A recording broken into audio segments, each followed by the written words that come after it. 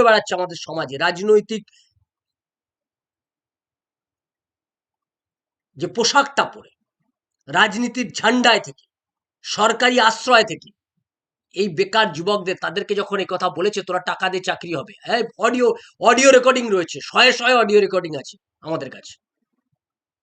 তৃণমূলের নেতার নাম করে টাকা তোলা হচ্ছে, তৃণমূলের নেতারা টাকা তুলছে, আর সেই নিয়ে কচি বান্ধবী নিয়ে ফুর্তি ফাট্টা হচ্ছে। আরে এই মেয়েগুলোর, ছেলেগুলোর জীবন দেখুন, আজকে এদের চোখে জল।